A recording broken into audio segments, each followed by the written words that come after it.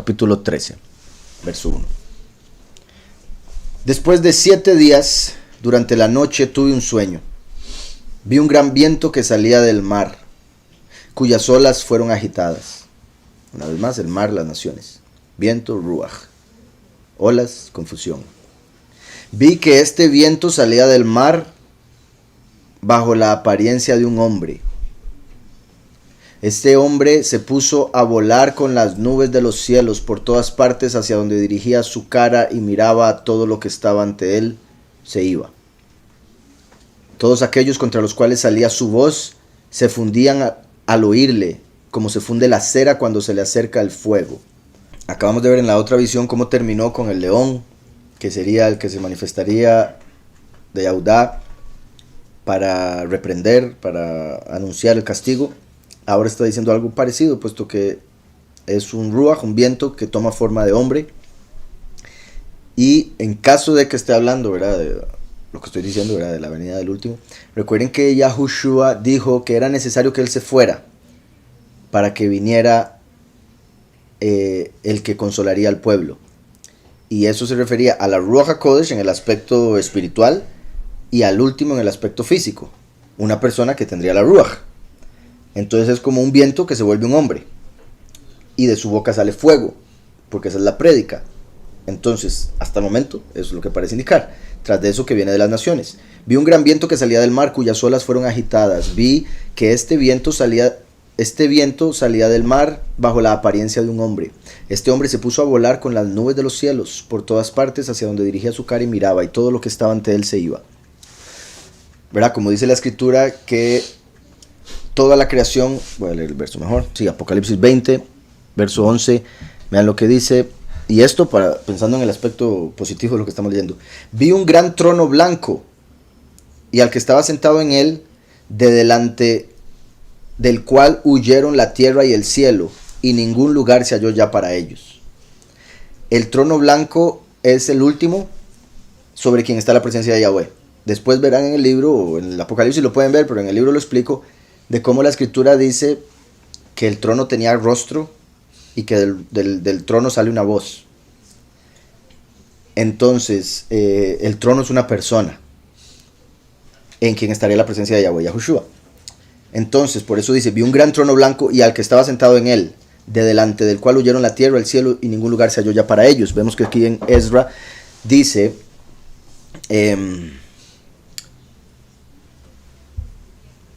donde dirigía su cara y miraba, todo lo que estaba ante él se iba. ¿Verdad? Cualquier cosa que volvía a ver se iba. Como todo huyendo delante del rostro de Yahweh. Si es que ese es el punto aquí, entonces ya no voy a interpretar nada, voy a leer hasta el final. Dice, vi que este viento salía del mar bajo la apariencia de un hombre. Este hombre se puso a volar con las nubes de los cielos por todas partes hacia donde dirigía su cara y miraba, todo lo que estaba ante él se iba. Todos aquellos contra los cuales salía su voz, recuerden que Yahushua es la palabra, el último la voz, se fundía al oírle, como se funde la cera cuando se le acerca el fuego. Y luego vi una masa innumerable de hombres que se reunían a los 4 vientos del cielo para combatir al hombre que había salido del mar. Única mirando al mar. Al hombre que había salido del mar. Entonces vean cómo todas las naciones se vuelven en contra de este hombre, que era el espíritu hecho ser humano, la Ruach HaKodesh, quien viene a consolar al pueblo. Y por eso Yahushua dijo, es necesario que me vaya para que venga él. El mismo Yahushua dijo, y esto es otra cosa que si estoy tan fresco con lo del libro, que Yahushua dijo, este es un punto importante, que él no da testimonio de sí mismo. Hay otro que da testimonio de él. Entonces, si hay otro que da testimonio de él, ese otro tenía que venir al mundo para hablar de él. Y ese otro es el último. Hay muchos que, o sea, porque esto sí es cierto, eso es una interpretación correcta, que solo está hablando de Yahweh, es cierto, pero lo ven como Yahweh en los cielos dando testimonio a nuestro espíritu, como lo explica Juan. Pero Yahushua no solo está hablando de Yahweh dando testimonio a través de la Ruach, a nuestro ser de que él es el Mesías, sino se refiere a incluso una persona. Porque vean lo que dice en Juan 8. Y si yo juzgo, bueno, de hecho lo que dije ahora, de que no juzgo a nadie. Ya está fuera de control con esos globos. Dice, Entonces los fariseos le dijeron, tú das testimonio acerca de ti mismo, tu testimonio no es válido. Respondió Yahushua y les dijo, aunque yo doy testimonio acerca de mí mismo, mi testimonio es válido porque sé de dónde he venido y a dónde voy. Pero vosotros no sabéis de dónde vengo ni a dónde voy. En otro episodio Yahushua dice, yo no doy testimonio de mí mismo. Porque ante los hombres, él entiende que ese no era el punto. Él venía a dar testimonio de Yahweh. Aquí él lo que está diciendo es como uno hablando con otra persona, la persona le puede decir a uno, yo no le creo nada de lo que usted está diciendo. Pero si uno está diciendo la verdad, uno dice, pues yo sé que es verdad. Y aunque usted no me lo crea, es verdad. Como dice él, yo sé de dónde vengo, sé a dónde voy, etc. Entonces dice, vosotros juzgáis según la carne, yo no juzgo a nadie. Y si yo juzgo, mi juicio es según la verdad, porque no soy solo yo, sino yo y el Padre que me envió. Y oigan, y en vuestra ley está escrito que el testimonio de 2 hombres es válido. Entonces Yahweh se tiene que hacer hombre para dar testimonio del Hijo que ya vino como hombre, para que sea válido lo que está diciendo, porque la ley dice el testimonio de 2 hombres, y la escritura también dice que Yahweh no es hombre para mentir, ni hijo de hombre para arrepentirse. Entonces tendría que venir al mundo como hombre para dar testimonio. ¿Sí me estoy explicando? Eso es clave. Entonces vuelvo a Ezra. Todos aquellos contra los cuales salía su voz se fundían al oírle como se funde la cera cuando se le acerca el fuego. Luego vi una masa innumerable de hombres que se reunían a los 4 vientos del cielo para combatir al hombre que había salido del mar. Entonces se construyó una gran montaña sobre la que voló. Ese es el reino, el imperio eterno. Recuerden que en Daniel Yahweh dio el ejemplo de la piedra que bajó y le dio a la estatua en los pies. Y esta estatua fue destruida. La estatua que hablé ahora de Nabucodonosor, de los diferentes metales. La piedra baja, le dan los pies porque es en el fin de los tiempos. Cae y esa piedra se convierte en una gran montaña, que es el reino que va a durar eternamente. Entonces eso es lo que está diciendo aquí. Intenté averiguar... Entonces se construyó una gran montaña sobre la que voló. Intenté averiguar de dónde había construido esta montaña, pero no pude. ¿Verdad? Porque se hizo sin mano humana por Yahweh mismo, esa piedra se convierte en... Entonces todos aquellos que estaban reunidos para hacerle la guerra sintieron un gran miedo, pero osaron combatir contra él. Recuerdan cómo al final en la guerra de Harmegiddo se van a reunir todas las naciones de los 4 ángulos de la tierra para ir a pelear contra Mashiach y su ejército. Cosa completamente ilógica, pero lo van a hacer. Osaron combatir contra él. Luego, cuando le atacaron y marcharon contra él, no levantó la mano en contra de ellos, ni la espada, ni ninguna arma. Como dice la escritura, no es con espada, no es con fuego, es con mi espíritu. Pero de su boca salió una ola de fuego. ¿Vale? Cuando dije fuego me refiero al fuego literal, que no es con armas de fuego, no es con fuerza humana. Y de hecho voy a leerlo. Zacarías 4:6. Entonces siguió diciéndome, esta es palabra de Yahweh para Zorobabel. Zorobabel significa sembrado en Babel. Y dice, no con ejército, ni con fuerza, sino con mi espíritu, ha dicho Yahweh de los ejércitos.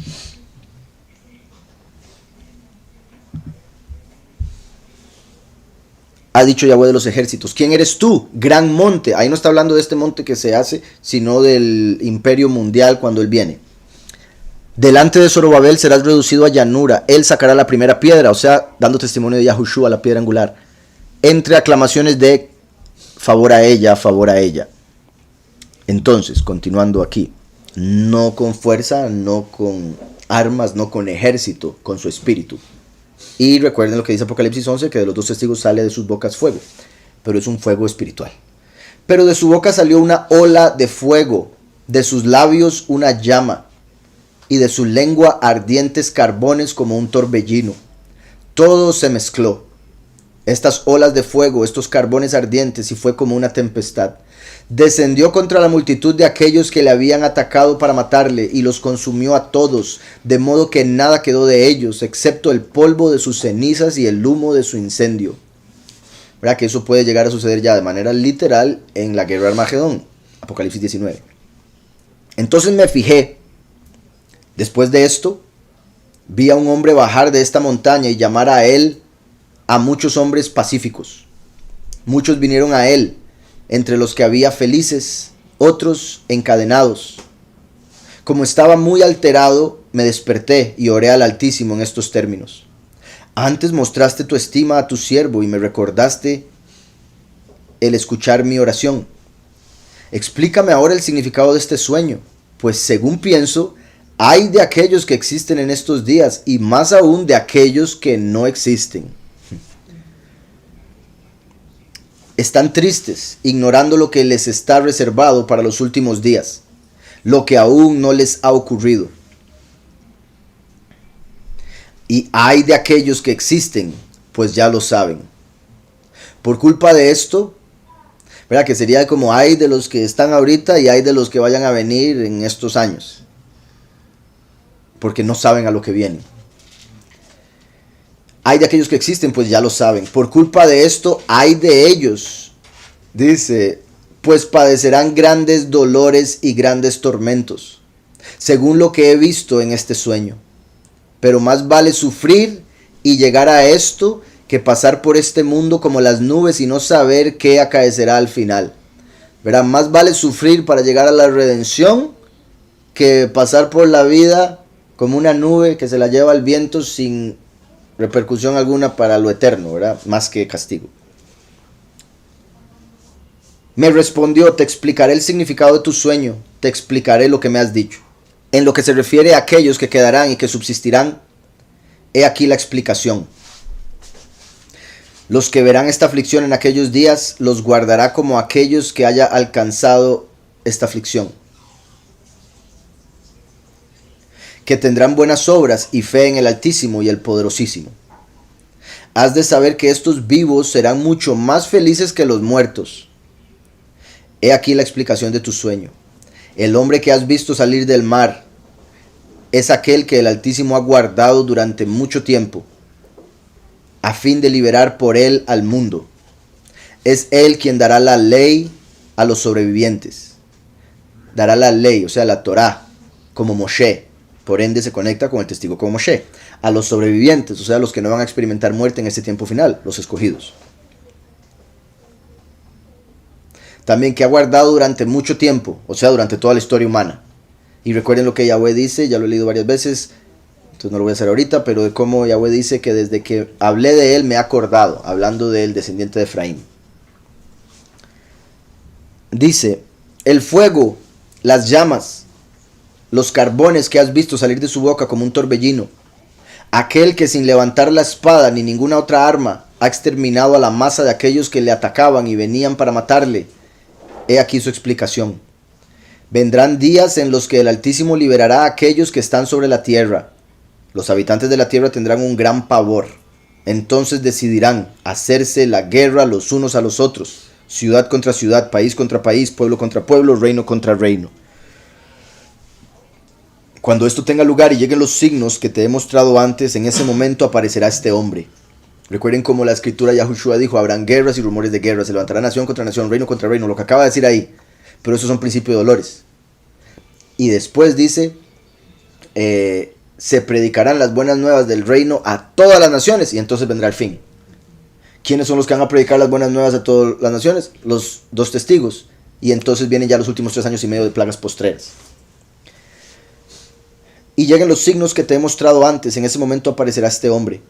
Cuando todos los pueblos oigan su voz, cada uno de ellos abandonará su país y las guerras en las que están. Se reunirán en una masa innumerable y como has visto querrán combatirle. Él se mantendrá en la cima de la montaña de Sión. Sión vendrá y aparecerá, preparada y fortificada como has visto esta montaña. Es el Hijo que le reprochará al pueblo los pecados de aquellos que eran como un torbellino.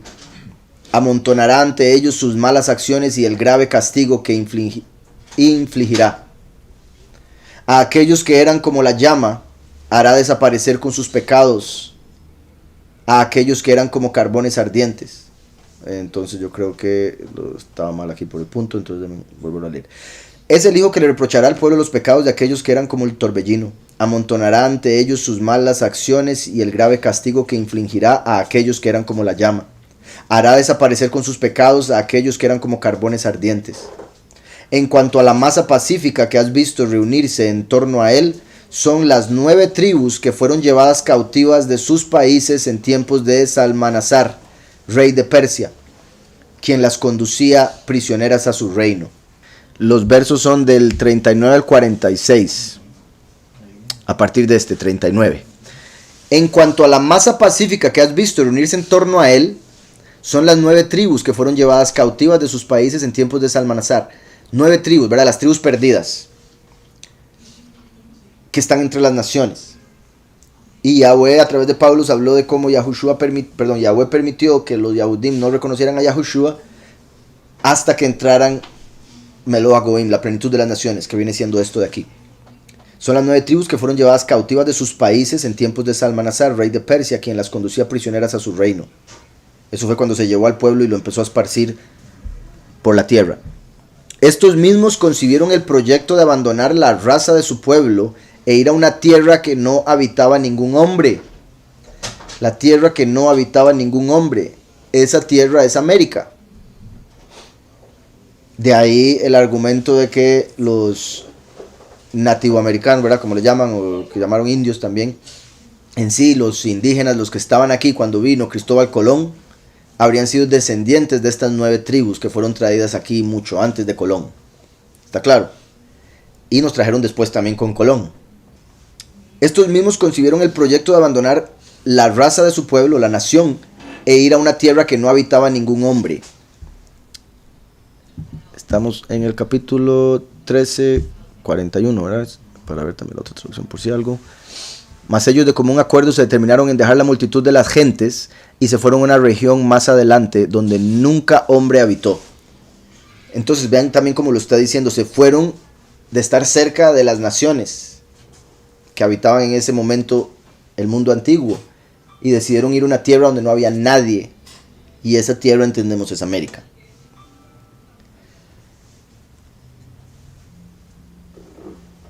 Por si algo, ahora decía rey de los persas, pero este sería el rey de los asirios, Salmanasar.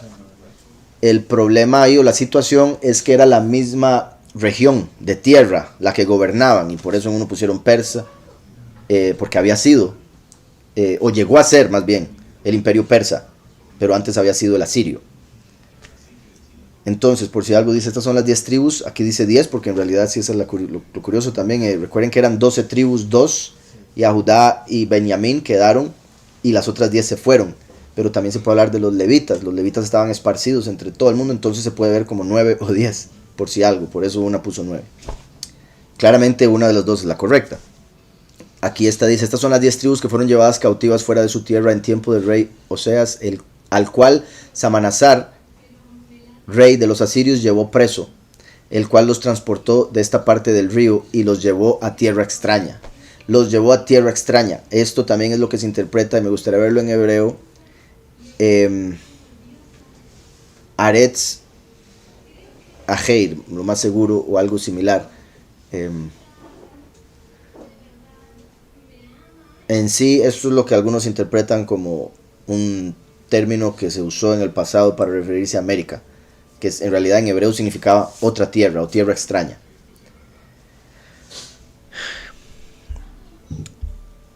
Dice después,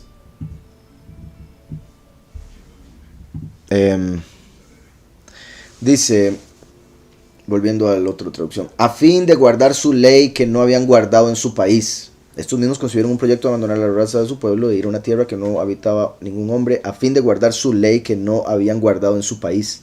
Penetraron por el estrecho pasaje del Éufrates. Entonces el Altísimo hizo un milagro para ellos, detuvo las fuentes del río hasta que hubieron pasado. Entonces hizo un milagro similar al que sucedió cuando salimos de Egipto, separó las aguas del mar de juncos. Ahora está diciendo que cuando el pueblo vino a América también separó las aguas para que pudiéramos pasar. Imagínese usted el super milagro. ¿Cómo es que le llaman a ese? El estrecho de Bering, es que aquí dicen que se congeló y que así fue como pasaron caminando. Ya sabemos cómo fue. Dice, detuvo las fuentes del río hasta que hubieron pasado. Y aquí está hablando por si algo del Éufrates, sí, quiero dejarlo claro, ¿verdad? Pero el Éufrates es un río gigante. Hoy en día se ha secado, entonces se ve muy pequeñito, pero en el pasado era gigante. Entonces esto es muy significativo, el que Yahweh haya detenido las aguas de ese río. Su país está a una distancia de 1 año y medio. ¿Verdad? O su tierra está a una distancia de 1 año y medio. Y su nombre, ahí está. Y su nombre es Asaf. Así lo pusieron aquí, ya voy a releer el otro. Permanecieron allí hasta los últimos días. Bendito Yahweh. Entonces está diciendo que las tribus perdidas, e incluso después de las de Yahudá, porque Yahudá fue a España y a África. Y de ahí los de España nos trajeron con Colón y los de África los vendieron como esclavos. Entonces al final las 12 tribus en América, de fijo en las otras naciones también hay, pero América es la principal a la que fuimos traídos. Y vean cómo dice hasta los últimos días. Entonces en los últimos días el pueblo estaría en América. Bendito Yahweh, que es aquí donde estamos. Mas ellos de común acuerdo se determinaron de dejar la multitud de las gentes, ¿verdad? Las naciones que estaban ahí todas en esa misma tierra, y se fueron a una región más adelante, continente que les seguía, donde nunca hombre habitó, para guardar al menos allí sus leyes. Recuerden que en Nuevo México y en otros lugares de América han encontrado escritos en piedra, en hebreo, los 10 mandamientos, el nombre de Yahweh, y eso confirma esto que está diciendo aquí. Y algunas de las prácticas que después llegaron a torcerse y a hacerse bien malas entre los indígenas, se deduce que venían de los sacrificios que vemos en la Torah y demás. Para guardar al menos allí sus leyes, las cuales habían menospreciado en su tierra, y entraron por los estrechos del río Éufrates, porque el Altísimo les hizo entonces grandes maravillas y detuvo los manaderos del río, hasta que hubieron pasado. Porque habían de ir por aquella región por largo camino de 1 año y medio. 1 año y medio para llegar, la cual se llama Araret. Araret. Que, ¿cómo lo ha dicho usted? Araret. Okay. Araret, recuerden que Eretz es tierra. Entonces se considera que Araret, es que sí, como me gustaría verlo en hebreo, no lo tenemos. Voy a ver si con este término puedo encontrar el... ¿Qué significa la palabra Arzaret? Como pueden ver, ¿verdad? Una dice Araret, la otra Arzaret y la otra decía Asaf, ¿verdad? Entonces lo ponen como sea, pero está basado en 2 palabras hebreas que significan otra tierra o tierra extraña. Y vamos a ver si aquí lo dice. Dice la extraña y un tanto misteriosa locución Arzaret, traducida del hebreo, aparentemente significa otra tierra. Ajeir Eretz sería. Parece ser una expresión neutral que describe una reubicación geográfica como cualquier otra migración sin tener ningún otro significado particular.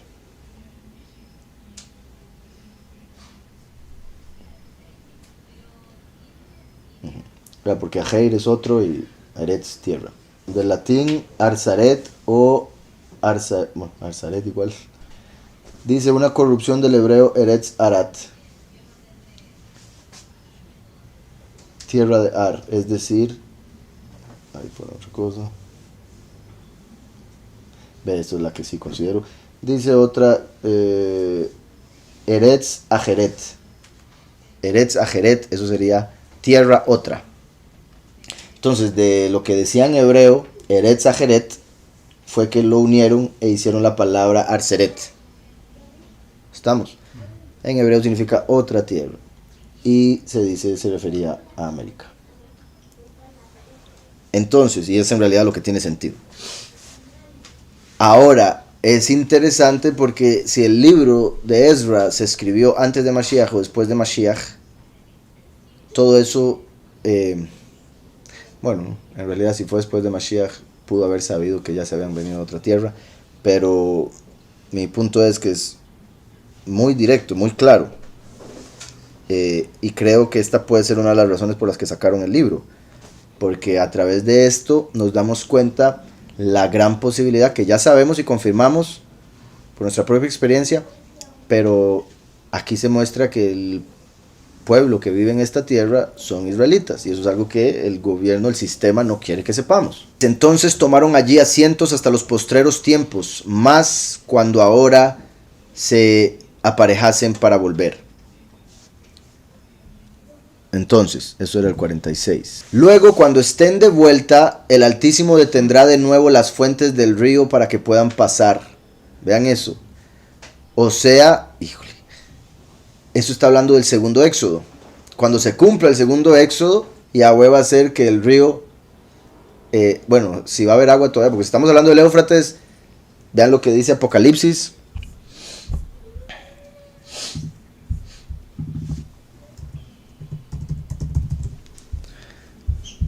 En Apocalipsis dice: el sexto ángel derramó su copa sobre el gran río Éufrates, y el agua de este se secó para preparar el camino a los reyes del oriente. Se puede interpretar como Yahweh va a secar el Éufrates para que cuando vayamos a la guerra de Armagedón pasemos por ahí caminando. O, si los reyes del oriente se refiere a los malos, sería que van a pasar por ahí para ir a pelear, ¿verdad? Pero mi punto es que la escritura habla que el río Éufrates se secaría en el fin de los tiempos. Con lo que acaba de decir Ezra, se conecta, podría estarse refiriendo a eso. Pero aparte del Apocalipsis, como dije, eso es el segundo éxodo. Así como salimos de Egipto, ahora de América. Así como al salir de Egipto se pasó por el mar de juncos y este se abrió, Yahweh va a hacer que el río se abra para que podamos pasar. Entonces ese puede ser uno de los milagros tan poderosos que Yahweh va a hacer en este tiempo final durante la huida. Dice: el Altísimo detendrá de nuevo las fuentes del río para que puedan pasar. Cuando haya aniquilado a estos numerosos pueblos que se han agrupado contra él, entonces consolidará a aquellos que han quedado. Entonces les hará ver sus signos, sus señales. Le dije: soberano, explícame esto. ¿Por qué este hombre que has visto, por qué este hombre que he visto salir del mar? Me respondió: del mismo modo que nadie puede, también vean por si algo, Yahushua no salió del mar, Yahushua nació de Israel, o vino de Israel, que esa es la tierra. El mar representa a las naciones, que es la razón literal por la que Yahushua caminó sobre el mar. Porque lo que uno cumple literal, el otro espiritual. El último vendría sobre el mar espiritual, las naciones.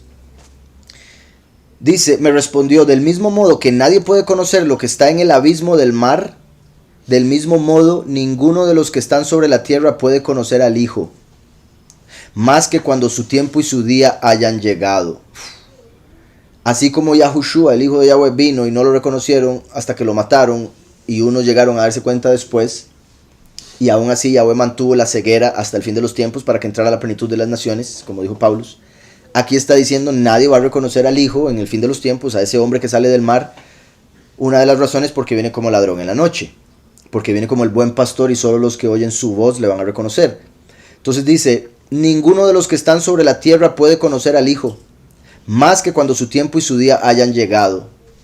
Una vez que eso se cumple, ya van a darse cuenta, y por eso los muchos, una vez que matan a los testigos, van a decir: estos eran, pero hasta después. También, como la escritura dice, nadie puede conocer al Hijo a menos de que el Padre se lo revele. Y por eso es que el último viene a revelar quién es el Hijo, a través de su ministerio. Y el único que va a entender que este también es Hijo, es porque Yahweh se lo está revelando, a través de Yahushua, el Espíritu de verdad. Tal es la explicación del sueño que has visto. Por ello te lo he enseñado a ti solo, pues has abandonado tus asuntos para seguir los míos y buscar mi ley. Qué poderoso también, ¿verdad? Buscad el reino de Yahweh y su justicia, y todas estas cosas os serán añadidas. Has dispuesto tu vida para conocerla y has considerado a la sabiduría como a tu madre. Por eso te he enseñado esto, recompensándote después de pocos días. Vean qué interesante también: has reconocido la sabiduría como a tu madre, porque es la Ruach HaKodesh, la sabiduría. Y no solo eso, vean, le decía ahora, estaba viendo una noticia de un hombre que se estrelló en el carro borracho, y lo estaban entrevistando, y él decía: ay no, mi mamá me va a cachetear todo, apenas me vea, me va a golpear.